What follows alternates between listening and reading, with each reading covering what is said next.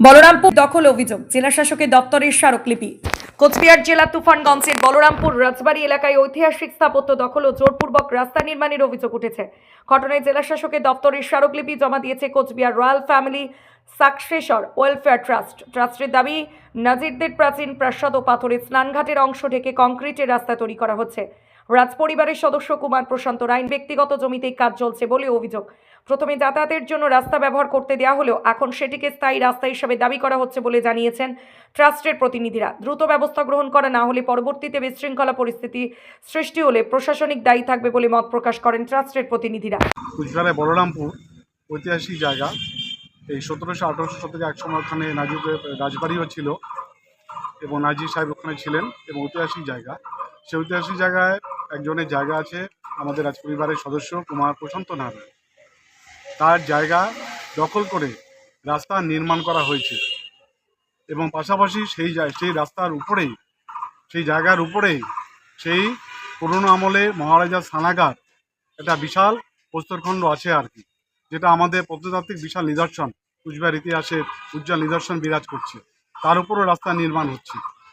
তাহলে একদিকে জায়গা দখল করে রাস্তা তৈরি করা হচ্ছে, আর একদিকে ইতিহাসকে ঢেকে দেওয়া হচ্ছে। এটা তীব্র বিরোধিতা করি, তীব্র নিন্দা জানাই এবং জেলা শাসকের কাছে আমাদের আবেদন থাকলো এবং তুফানগঞ্জের মহকুমা শাসককে আমরা জানিয়েছি অতি সত্বর এর বিরুদ্ধে ব্যবস্থা গ্রহণ করতে হবে।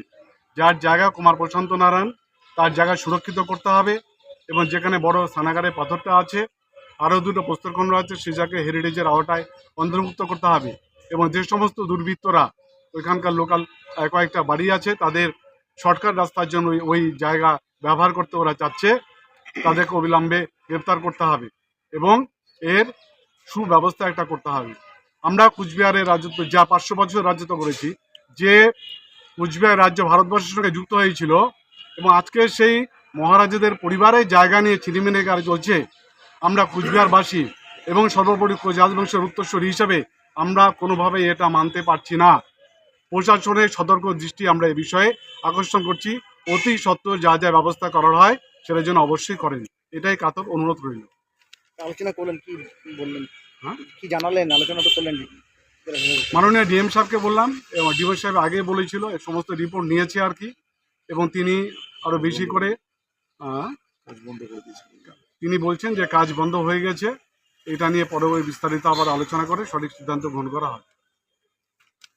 আপনার নাম পরিচয়টা ঠিক? Kumar Jitendra Narayan, president the Cooch Behar royal family successor welfare trust.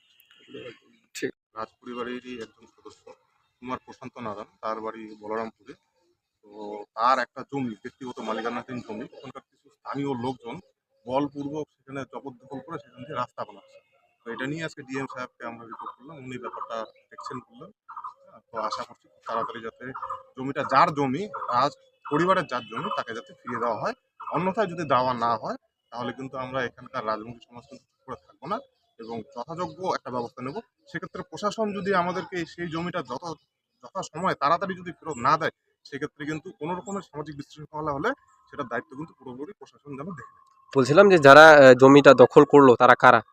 তারা ওখানে স্থানীয় কিছু লোক, হ্যাঁ, খুব বেশি দিন হয়নি সেখানে এসছে, সেখানে বাড়ি করেছে এবং তারা কিছুদিন আগেই গত বছর আর কি অনুরোধ করেছিল তাদেরকে যে তাদের হাঁটাচলা রাস্তা দিয়ে কাদা হয়, আপনাদের জমিটার উপর দিয়ে আমাদের একটু হাঁটাচলা করতে দিন।